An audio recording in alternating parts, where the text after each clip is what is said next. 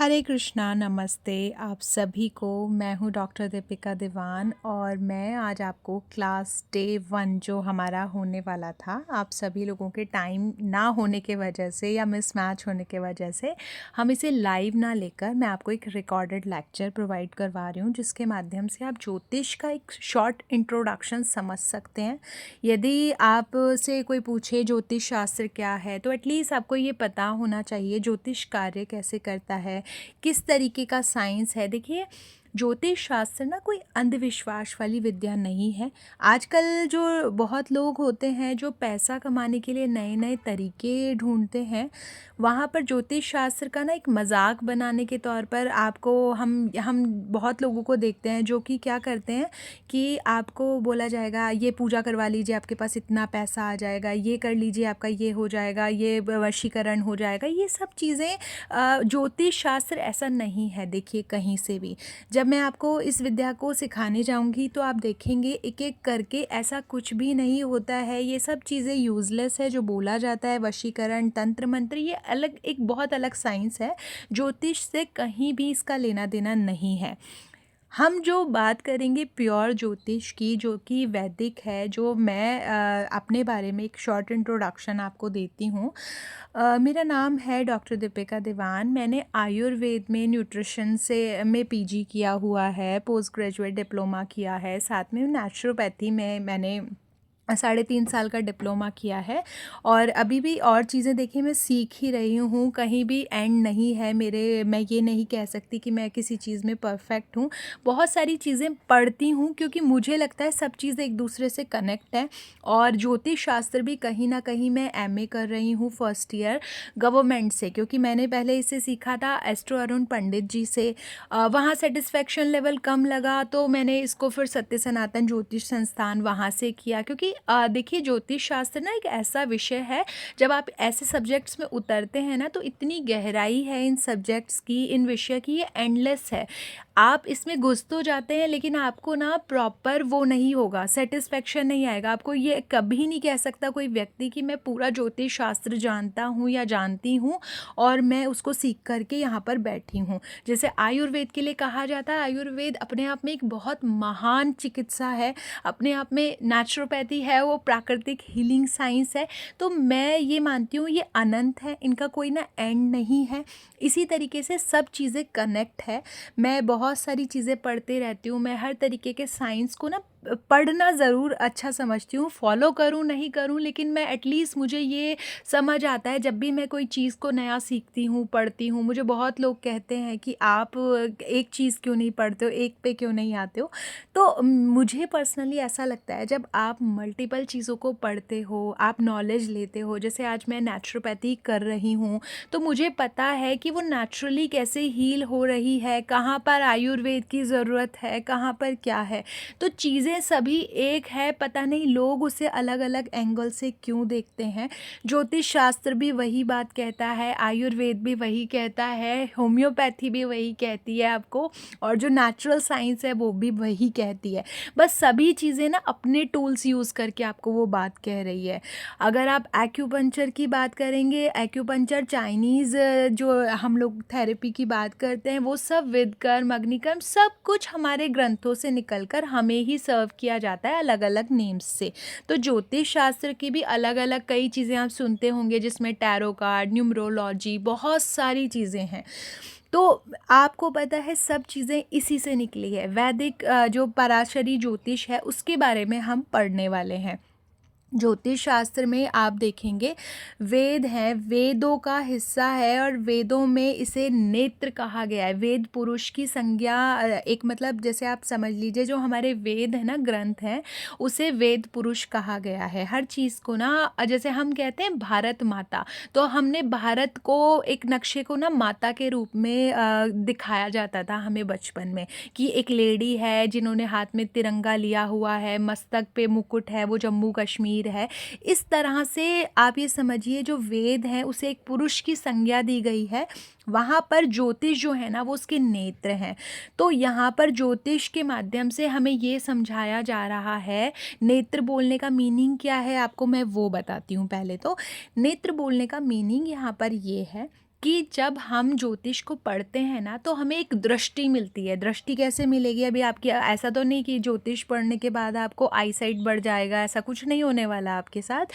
आपको एक समझ मिलती है, एक दूरदृष्टि मिलती है, जिससे आप ये अनुमान लगा सकते हैं कि आने वाले समय में मेरे साथ जीवन में कैसी-कैसी घटनाएँ हो सकती है, किस तरीके से मेरा जो जीवन है आने वाला वो मुझसे क्या चाह रहा है, आने वाला समय मुझसे किस तरीके के कार्य मुझे सपोर्ट करेगा, प्लस किस तरीके के कार्य की डिमांड मुझसे की जा रही है, क्या-क्या हो सकता है भविष्य में घटनाएँ, हम उसका अंदाज़ा लगा सकते हैं यहाँ पर।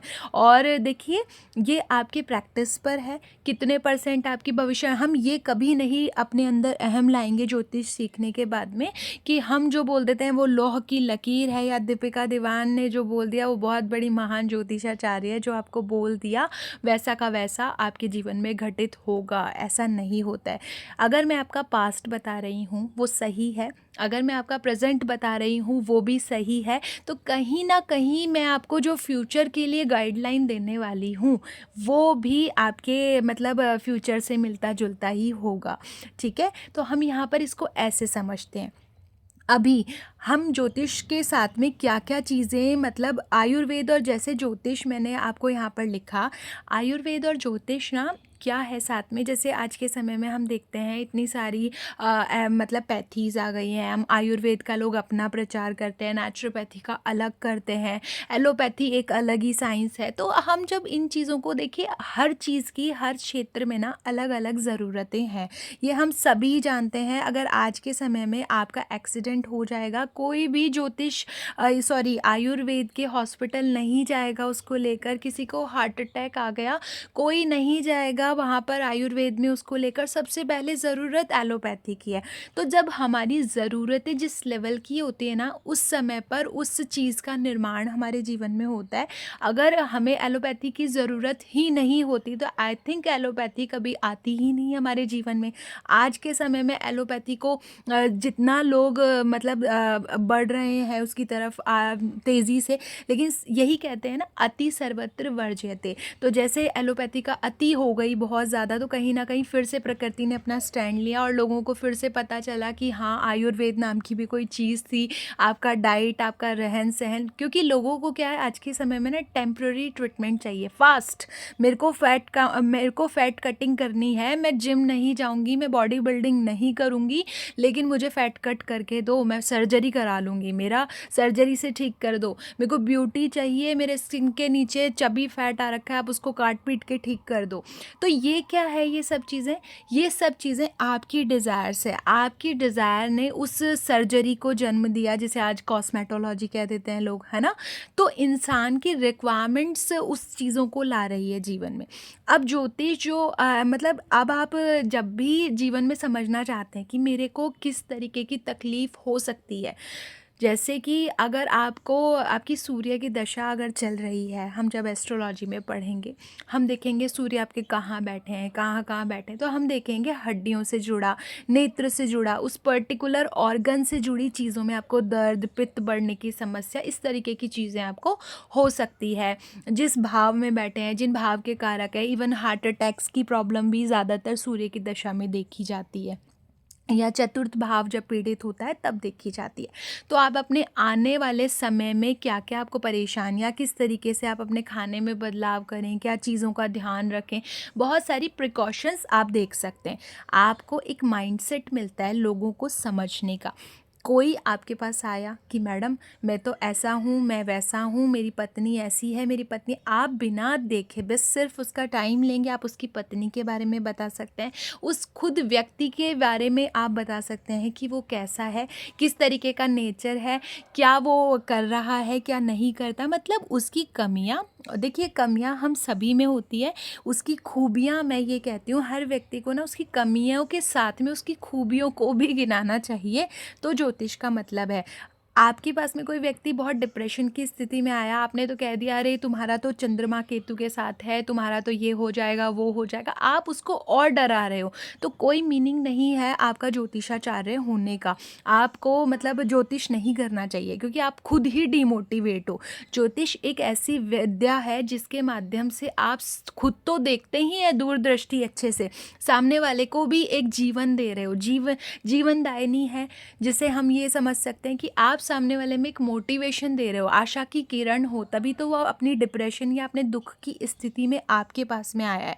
तो ये देखिए यहाँ पर ज्योतिष का जो परिभाषा है वो भी कुछ इसी प्रकार है, ज्योति प्लस ईश, प्रकाश देने वाला ईश्वर। अब उसके लिए ईश्वर आप हो, जो अगर आपने ज्योतिष विद्या सीख रखी है, आप सामने वाले को मोटिवेशन दे रहे हैं, या नेचुरली भी अगर आप किसी को हील करते हैं ना अपनी बातों से, अपने स्वभाव से, आप सामने वाले को आपके पास में बैठ के सुकून मिलता है, आप मान के चलिए कहीं ना कहीं आप में ये अंश है कि सामने वाले को आप हील कर सकें। और वही व्यक्ति जो दूसरे के इमोशंस को समझता है, दूसरे के भावनाओं को समझता है, वही व्यक्ति इस तरीके की विद्याओं में आता है और नेचुरली वो इन चीज़ों को सीख कर सामने वाले को हील कर पाता है। अब इसको कैसे समझते हैं? ज्योतिष जो हम सीखेंगे वहाँ पर क्या होता है, ग्रह होते हैं और नक्षत्र होते हैं। अब जो हम आकाश में सेलेस्टियल बॉडीज़ देखते हैं उसे हम ज्योतिष में ग्रह और नक्षत्र के माध्यम से देखते हैं। ज्योतिष शास्त्र में कहा जाता है यत पिंडे तत् ब्रह्मांडे, जो हमारे बॉडी के अंदर है वही सब ब्रह्मांड में है। अगर सूर्य को हम देखें, सूर्य हमारे बॉडी के अंदर है, तो सूर्य हमारे बॉडी में नेत्र फॉर्म में है, सूर्य हमारी आत्मा का कारक होता है, सूर्य हमारे जो हमारी हड्डियां हैं उसको भी बोल दिया जाता है कई बार में। सूर्य से हम देखेंगे कि आपके अंदर पित्त, आपकी ऊर्जा, ये सभी चीज़ें, मतलब और भी चीज़ें आती है, लेकिन मैं एक एग्जांपल के तौर पर आपको समझा रही हूँ। तो यहाँ पर बहुत चीज़ें हम देखते हैं सूर्य के माध्यम से। बेसिकली हम नेत्र के लिए सूर्य को देखते हैं, ठीक है। आपका कॉन्फिडेंस लेवल हम सूर्य से देखते हैं। तो ये सभी चीज़ें सूर्य के अंडर में आती हैं। अभी हम देखते हैं, ये कोई ना भविष्यवाणी नहीं है, समय का विज्ञान है, साइंस ऑफ टाइम हम समझ सकते हैं। ये आपको एक ना टाइम, मतलब मैंने आपको जिससे पहले बताया, आप एक आभास कर सकते हैं कि आने वाले समय में क्या क्या चीज़ें आपके साथ घटित हो सकती है, किस किस क्षेत्र से रिलेटेड, इतना भी आप मतलब क्लियरिफाई कर सकते हैं खुद को। अब हम देखते हैं ज्योतिष के ना 3 पिलर्स कहे गए हैं। जब भी हम कोई साइंस पढ़ते हैं या कोई भी चीज़ को पढ़ते हैं, हम उसके पिलर्स, उसके आधार स्तंभ की बात करते हैं। ज्योतिष में भी कहा गया 3 आधार स्तंभ है। क्या है? सिद्धांत, संहिता और होरा। होरा, सिद्धांत, संहिता, ये क्या है मैं आपको बताती हूँ। देखिए, आपने ऐसे ही नहीं है ज्योतिष की, अरे आपका तो गुरु बैठा है सप्तम भाव में, विवाह में पीड़ा देगा, विवाह से सेटिस्फाई नहीं है, ये है, पत्नी मोटी आएगी, ऐसा नहीं है। ज्योतिष शास्त्र ना बहुत साइंटिफिक था। ज्योतिष शास्त्र में जब सिद्धांत की बात कही जाती है ना, तो सिद्धांत में सबसे पहले गणित आता है, खगोल शास्त्र जिसको एस्ट्रोनॉमी कहते हैं, ग्रहों की गणना। जब आपने सुना होगा ना जो सूर्य है उससे पृथ्वी की दूरी, हम जब हम जब पढ़ते हैं हनुमान चालीसा, तो वहाँ पे कह देते हैं कि वो योजन की दूरी भी दी गई है। वहाँ पे ये भी बता दिया सूर्य कितनी दूरी पर है, चंद्रमा पास में है, पृथ्वी के निकट है, सूर्य उससे दूर है। तो ये सब चीज़ें तो हमारे शास्त्र में पहले ही बता दी गई थी कि कितना, इवन पूरा का पूरा डेटा दिया गया है कितने योजन दूरी पर है, कितना 1.25 लाख योजन दूरी पर है, जहाँ तक मैं गलत नहीं हूँ वहाँ पे। अगर गलत हूँ तो मुझे क्षमा करना। तो यहाँ पर हर चीज़ का एक साइंटिफिक गणना, कैलकुलेशन दी गई। तो दैट मीन्स हमारे जो ऋषि मुनि थे वो पहले टाइम ट्रेवल कर चुके हैं, या इस तरीके से कुछ तो रहा होगा ऐसा जिसकी वजह से उनको ये सब चीज़ों की नॉलेज थी। ग्रहों की गणना, कौन सा प्लैनेट है, तो हर तरीके की जो एस्ट्रोनॉमिकल जो चीज़ें हैं, जिसको आज के समय में हम लोग स्पेस वाला साइंस कह देते हैं, नासा, ये सब चीज़ें मजाक नहीं है। हमारे इंडिया में तो बहुत पहले ही चीज़ों को बता दिया गया था। तो कहीं ना कहीं गणित के आधार पर हर चीज़, कैलकुलेशन के आधार पर है, डिग्री तक निकाली जाती है प्लैनेट की, फिर पता किया जाता है ये प्लैनेट आपके मतलब राशि में कितना क्लोज है, कितना बाहर है, इसका क्या प्रभाव रहेगा आपके जीवन पर, क्या नहीं रहेगा। सभी चीज़ों को साइंटिफिक वे से जब देखा जाता था, कैलकुलेटिव वे में देखा जाता था, उसे ज्योतिष का एक मतलब एक स्तंभ कहते थे जिसे सिद्धांत का नाम दिया गया, उसके अंडर में ये सब चीज़ें आई। दूसरा आया संहिता। इसके अंदर क्या कहा, जैसे आप सुनते हैं ना सामूहिक भविष्यवाणियाँ, जैसे यहाँ पर भूकंप आ सकता है, भूकंप की चेतावनी है, वर्षा आ सकती है, महामारी आ सकती है, जो देश विदेश इस सब चीज़ों से रिलेटेड होगा, जो हम ओवरऑल पर्यावरण को लेकर जो चीज़ें कहते हैं वो आता है सिद्धांत के संहिता के अंडर में। एक होता है होरा, जहाँ पर हम पर्सनल हॉरोस्कोप और ये सब जो कुंडली विश्लेषण ये सब चीज़ें और मुहूर्त इत्यादि ये सब चीज़ें सीखते हैं, वो सब यहाँ पर होरा में आ जाता है, जो पर्सनल है, आपका खुद का है, मतलब आप अपने लिए निकाल रहे हैं, पर्टिकुलर जिसको हम कह देते हैं कि जहाँ पे हम अपना ज्योतिष या अपना भविष्य पूछते हैं, जहाँ पर वो होरा के अंडर में आता है। पहले ये सभी चीज़ें एक ही चीज़ थी, लेकिन फिर इसको कैटेगराइज किया गया, तो इन्हें 3 चीज़ों में विभाजित कर दिया गया, जो कि सिद्धांत, संहिता और होरा के रूप में आपके सामने प्रस्तुत किया जाता है, ताकि समझने वालों को इजीली समझ में आ जाए। जो हम पढ़ेंगे वो होरा का पार्ट पढ़ेंगे। वैसे कहते हैं पूरा पढ़ना चाहिए, सिद्धांत पढ़ना चाहिए, संहिता पढ़नी चाहिए, देन होरा पे आना चाहिए। लेकिन आजकल आप अगर इन्हें सबको पढ़ने चलेंगे तो मेरे जैसे आपको एमए ही करना पड़ेगा, उसके अलावा कोई ऑप्शन नहीं है, क्योंकि यहाँ पर बहुत मोटी मोटी बुक्स लगती हैं, बहुत जल्दी आप ये चीज़ें नहीं कवर कर सकते हैं। लेकिन थोड़ा थोड़ा शॉर्ट नॉलेज मैं आपको सभी चीज़ों का दूंगी। अब यहाँ पर हम जब ज्योतिष शास्त्र को पढ़ते हैं, समझते हैं, तो इसके एलिमेंट्स को समझना चाहिए। फंडामेंटल एलिमेंट्स क्या होते हैं, मूल तत्व क्या होते हैं। देखिए, जब भी ज्योतिष की बात की जाएगी तो ना हम प्लैनेट्स की बात करते हैं, 9 प्लैनेट्स की बात करेंगे, जिसमें सूर्य, राहु, केतु, चंद्र, शनि, गुरु, ये सब चीज़ें आपने सुनी होगी। इनमें क्या क्या इनके कारकत्व होते हैं, दैट मीन्स कैरेक्टरिस्टिक्स हैं इनके क्या क्या, किस तरीके से प्रभाव छोड़ते हैं मनुष्य विशेष के जीवन में। 12 राशियाँ होती है, साइंस होती है, मेष से मीन तक, मेष, वृश्चिक, मिथुन, कर्क, सिंह, इस तरीके से आपने राशियाँ सुनी होगी। तो इनके क्या स्वभाव है, किस तरीके से वर्क करती हैं ये आपके जीवन पे, किस राशि में कौन सा प्लैनेट बैठा है तो कैसा रिजल्ट देगा। फिर और जब डीप में चले जाते हैं तो इसके 27 नक्षत्र होते हैं, है ना, तो वो आपके मन पर कैसा प्रभाव देते हैं, किस तरीके से आप देखेंगे। जब नक्षत्र की बात करी जाती है तो प्रत्येक व्यक्ति का जो छुपा हुआ एक इनर, आप ये समझ लीजिए इनर कैरेक्टरिस्टिक होता है ना, हमारा नक्षत्र बताता है। वो चंद्र जिस नक्षत्र में बैठता है, व्यक्ति का स्वभाव उस तरीके का होता है, व्यक्ति उसी तरीके की पर्सनालिटी होता है, चाहे वो आपको दिखा कुछ रहा है बट हिडन वे में अंदर से वो वैसा ही होता है। इससे आप व्यक्ति की मानसिकता समझ सकते हैं, किस तरीके की मानसिकता से वो व्यक्ति आता है।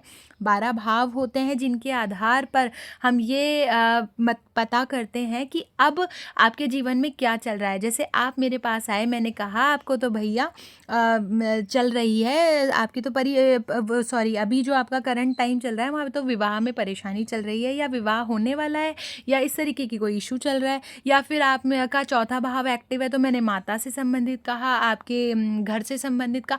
एंड यू विल सरप्राइज कि मैम आपको कैसे पता चला, ये तो जादू हो गया, जबकि ये तो जादू था ही नहीं ना, ये तो साइंटिफिक था। मैंने तो सिर्फ उस चार्ट को पढ़ के बोला, मैंने तो कुछ ऐसा जादू किया ही नहीं, लेकिन लोगों को क्या है, ये जादू लगने लग गया। अब इसी चीज़ का, इसी भोले स्वभाव का कई लोग फ़ायदा उठाते हैं कि भाई इनको तो बहुत कुछ पता है। अभी लोगों को मैं आपका जब प्रेजेंट बता रही हूँ, पास्ट बता रही हूँ, तो कई लोग होते हैं बहुत भोले होते हैं, वो क्या समझेंगे, अरे इनको तो सब कुछ पता ही, तो फिर उसको भगवान का दर्जा दे दिया जाता है। हमारे इंडिया में ऐसे लोग बहुत मिल जाएंगे जो फिर उसको पाखंड के रूप में ले जाएंगे।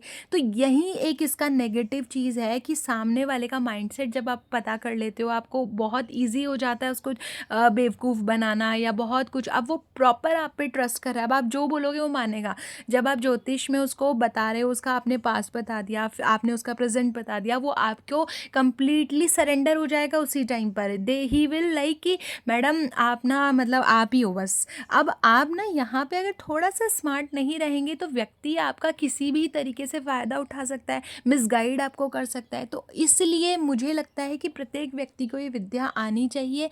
हर व्यक्ति यदि ये विद्या सीखता है तो अपने स्वभाव को, अपने आने वाले कल को, आने वाले आज को, आने वाला जो भी समय है उसका विश्लेषण अच्छे तरीके से कर सकता है खुद से। अब हम बात करते हैं ज्योतिष और आयुर्वेद का संबंध। ये मैंने आपको पहले ही बताया था।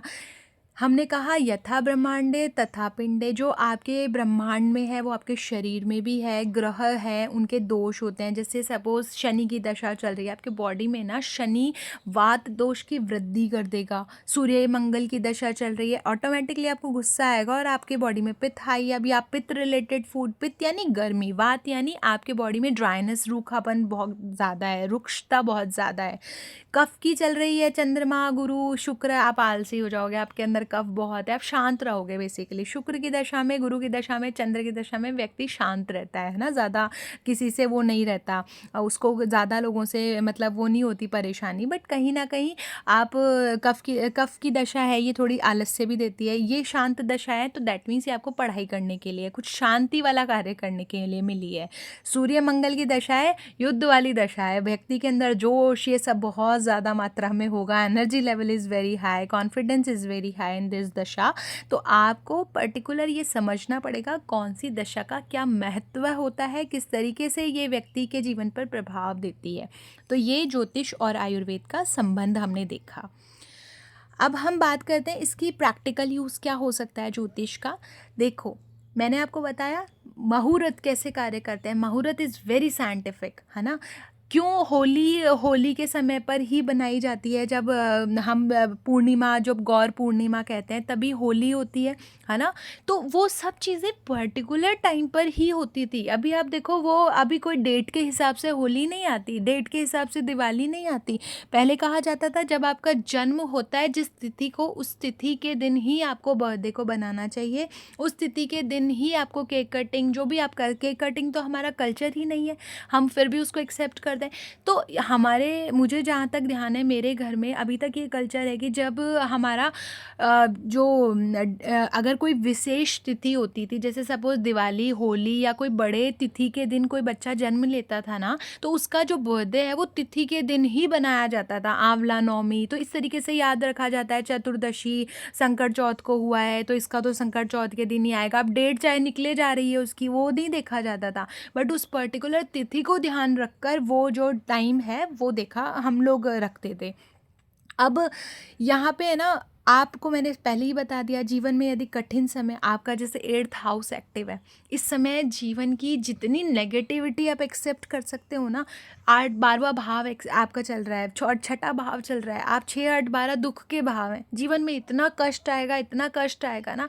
अभी कष्ट में इंसान ना सही भी जा सकता है, उसको अगर कोई अच्छा गाइड कर दे, गलत भी जा सकता है। आपके ऊपर है, आप कैसा लोगों के बीच में हो, आप कैसी चीज़ में इन्वॉल्व होना चाहते हो, आप किस तरीके की एनर्जी को अट्रैक्ट करते हो। हर तरीके, इस टाइम पे माइंडसेट काम नहीं करता है। जब बोल दिया जाए आप मरने वाले हो, उस समय व्यक्ति का होश नहीं होता है भाई, वो मरणासन स्थिति है आपकी। अभी व्यक्ति को ये पता है मैं मरने वाला हूँ, अब कुछ अच्छा करके मरूंगा अगर कोई अच्छा गाइड कर देगा।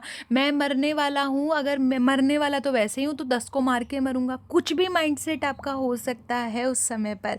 बात होती है, तभी तो कहते हैं ना, किसी को दान पुण्य करते रहा करो, तुम्हें नहीं पता कौन सा कर्म तुम्हारे आड़े आ जाएगा।